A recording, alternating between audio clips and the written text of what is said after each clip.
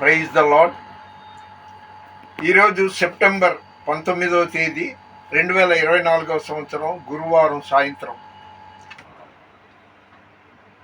మహాభక్తుడైపో అక్కర్లేదు, 24 గంటలు ప్రార్థన చేయక్కర్లేదు. అయితే ఏంటంట, ఏం లేదండి.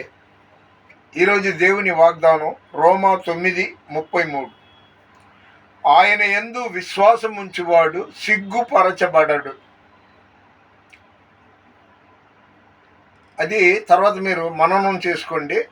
అయితే ప్రతి ఉదయం మీరు ఒక దైవ సేవకుడిగా, వయసులో పెద్దవాడిగా మీకు చెప్పేది ఏంటంటే, ప్రతి ఉదయం లేవగానే, అంటే 3:30కి లేచినా మంచిదే, 4, 5 ఆ ప్రాంతంలో లేచినా మంచిదే, లేవగానే ఎవరితో పలకరించమాకండి, ఫోన్ కాల్ వచ్చినా రిసీవ్ చేసుకోమాకండి.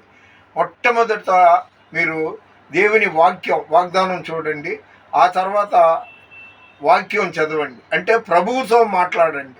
నోరు తెరవడం మొట్టమొదట దేవుని 103వ కీర్తన చదువుకోండి. ఆ తర్వాత 23వ కీర్తన పూర్తిగా చదవండి, 27వ కీర్తన పూర్తిగా చదవండి.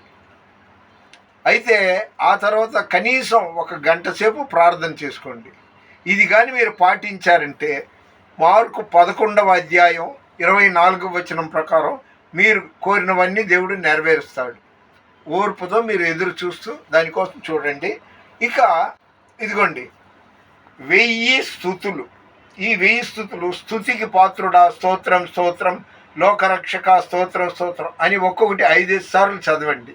అలా చదవడం వల్ల స్తుతి యాగము అర్పించేవాడు నన్ను మహిమపరుస్తున్నాడని దేవుడు చెప్పాడు.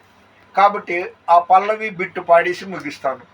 స్తుతి గానమే పాడనా, జయ గీతమే పాడనా, నాధారమై ఉన్న యేసయ్యా నీకు కృతజ్ఞుడనై, జీవితమంతయు సాక్షినై ఉందును, నాధారమై ఉన్న యేసయ్యా నీకు కృతజ్ఞుడనై, జీవితమంతయు సాక్షినై ఉందును.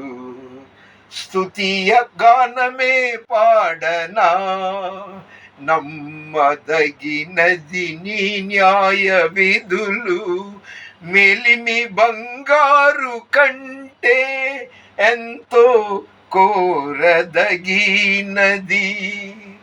నీ ధర్మాసనము నా హృదయములో స్థాపించబడి ఉన్నది, పరిశుద్ధాత్మునిచే నీ ధర్మాసనము నా హృదయములో స్థాపించబడి ఉన్నది, పరిశుద్ధాత్మునిచే.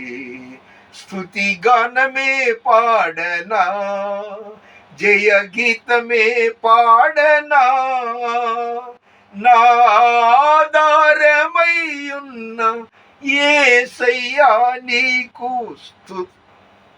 కృతజ్ఞుడనై, జీవితమంతయు సాక్షినై ఉంటున్నా. నా కోరిక అదండి, జీవితమంతా ఆయన సాక్షిగా ఉండాలి. మీరు మార్కు 11వ అధ్యాయం 24వ వచనం ప్రకారం మీరు ప్రార్థన చేసుకోండి. మనం 1 కిలో చికెన్ మటన్ కొని అలా వండగానే కూర అవ్వదు, దాంట్లో నూనె కావాలి, కారం కావాలి, పసుపు కావాలి, అన్నీ కావాలి కదా. అలాగే మీరు ఉదయం పూట మాత్రం మొట్టమొదట లేవగానే ఎవరి ముఖం చూడకుండా, ఎవరితో మాట్లాడకుండా మొట్టమొదట ప్రభువు వైపు చూడండి, ప్రభువుతో మాట్లాడండి. ఆ తర్వాత 103వ కీర్తన, నా ప్రాణమా యెహోవాను సన్నిధించుము. ఆ తర్వాత 27వ కీర్తన, యెహోవా నాకు వెలుగును రక్షణయు నయ్యున్నాడని. 23వ కీర్తన, అంటే అది మొత్తం చదువుకోండి. కాబట్టి మీరు ఇది పాటించండి. వయసులో పెద్దోడుగా, అభిషేకింపబడ్డ దైవ సేవకుడిగా మీతో చెప్తున్నాను. మీ కోరిక దేవుడు సిద్ధింపచేసి మీ ఆలోచన యావత్తును సఫలపరచును గాక. దేవుని పరిచర్యలో మీ రత్నం ఫ్రాన్సిస్. God bless you.